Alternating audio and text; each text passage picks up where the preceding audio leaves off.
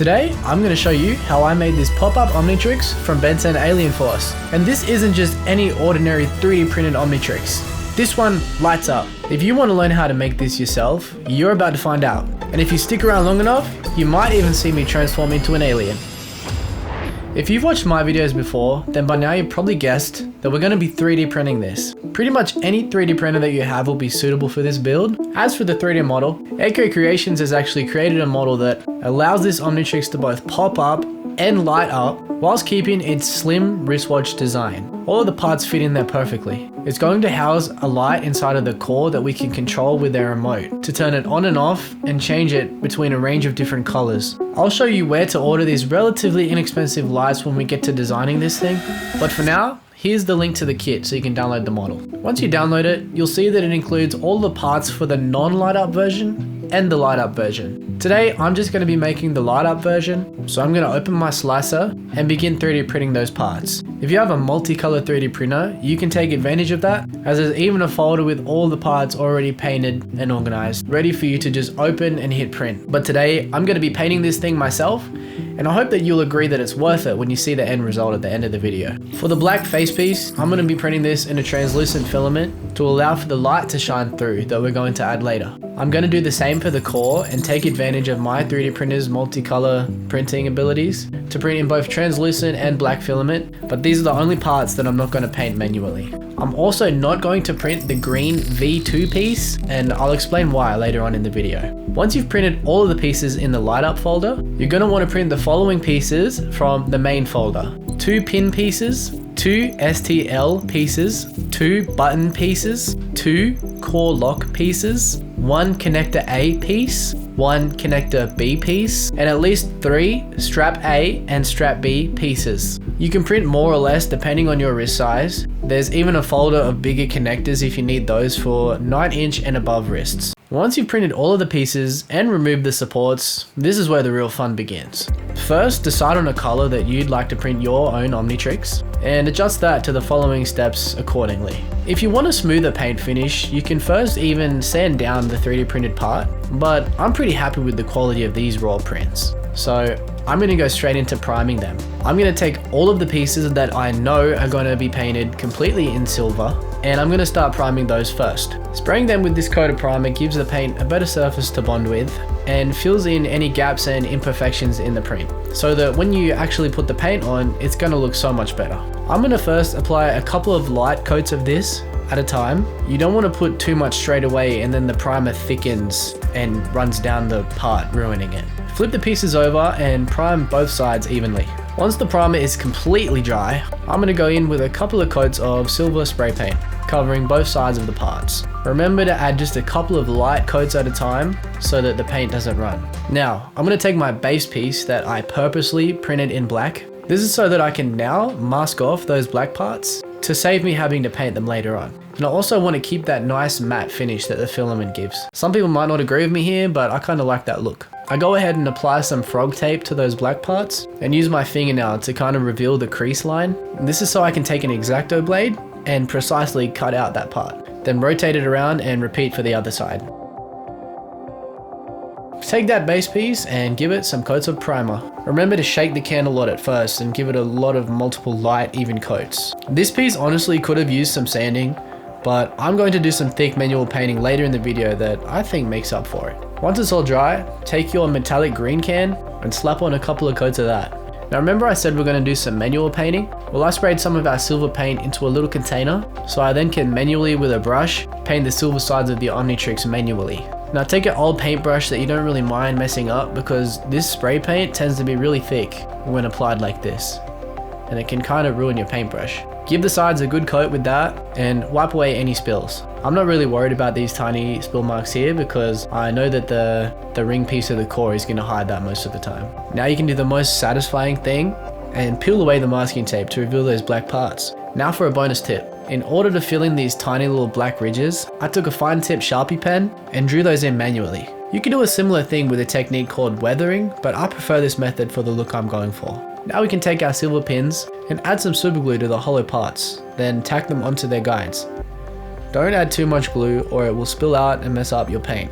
A little goes a long way. Now before we move on, I'm going to give you a list of materials that you're going to need for the mechanics of this build. They're relatively inexpensive, and AK gives a link to all of these parts. You're going to require the following: brass threads, both 2x3mm and 2x4mm. Screws, 2x4mm, 2x6mm, 2x8mm, and 2x10mm. Springs, 9.5x19mm and 5.5x6.5mm. Magnets. You could use two 20x5.2mm magnets or four 10x5x2mm. It doesn't really matter. And finally, the most exciting part, the light. You're going to want to purchase a pack of these that come with the remote.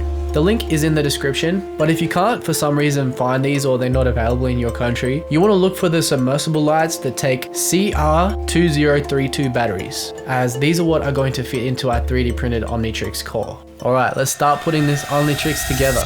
I'm Ben Tennyson. Take your base piece and flip it over to reveal the holes. Grab a soldering iron and your brass thread inserts. Now you're supposed to use two types of brass threads here, but I honestly found it easier to just use the M2x3mm for all of them, and it worked out perfectly. Use the soldering iron to melt them into their slots. Don't push too hard and force them in, or you will warp the plastic.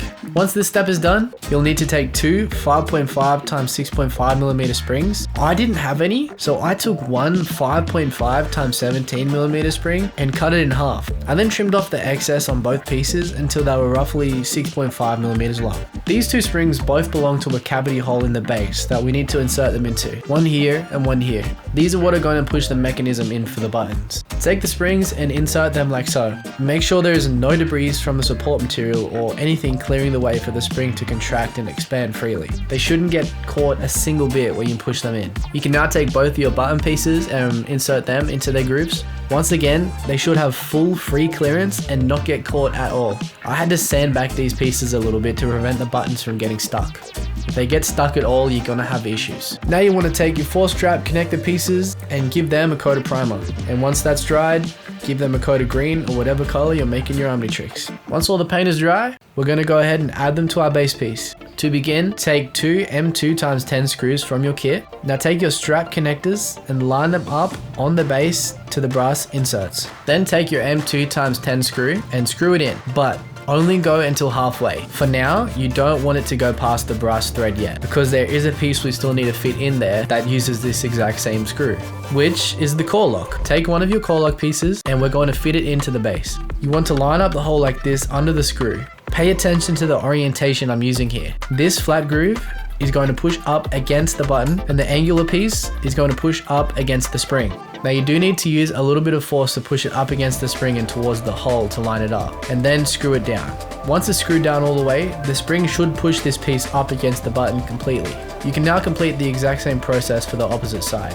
You should now be able to push both the buttons in and they should spring back out. If they get caught, it's not going to work, and you'll need to find out what's stopping them from coming back out, which might mean more sanding. You can now take two M2x8 screws and screw in the two remaining strap connector pieces. Now your base should be looking like this. The next step is to grab your core and place it on the table. Now, take one of the lights you ordered and unscrew it. We then need to take the LED piece with the spring out. Do this carefully, the spring is very fragile. Set the LED piece aside. You can then get rid of the plastic shell, we don't need it. Now, we need to gut the battery pack. Get rid of the paper and remove the batteries and their metal bracket. You can get rid of the plastic housing, we don't need that either, because the core is going to house all of this. Take the core and place the metal bracket inside. Then add the batteries. They should all hold together firm. If anything is loose, the circuit will not complete and it won't light up. Put the core aside for now and grab the base. The next step is to take a 9.5x19mm spring out of the kit. This is going to be used to push the core up. Also, take 4 M2x4 screws from your kit and set those aside as well. With the base in your hand, insert the core into its grooves. Now take the bottom B3 piece and insert the spring.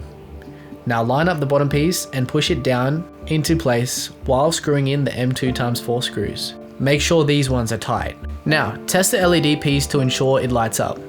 It should start cycling through the colors when pressed against the batteries. If nothing happens, make sure you've got them in the core correctly before moving on to the next step, which is to glue the LED up against your faceplate piece. Add some super glue to the ridges of the faceplate and press the LED down.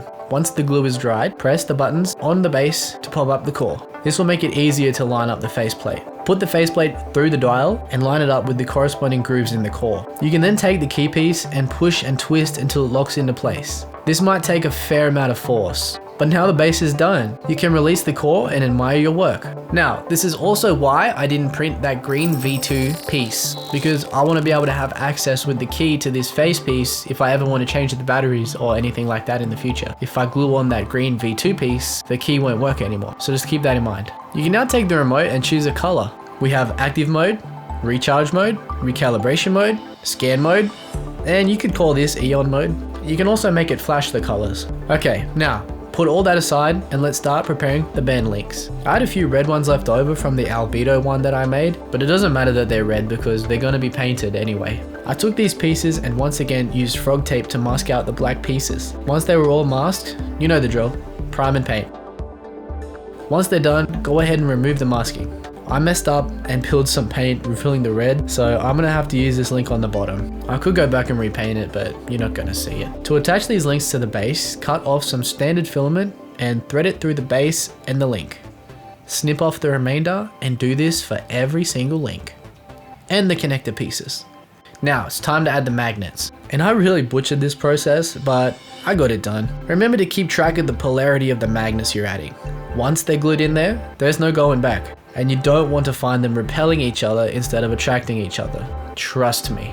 Once the glue is dried, put it on. You've got yourself a pop-up, light-up Omnitrix. Now let's see if this thing actually does what it's supposed to do.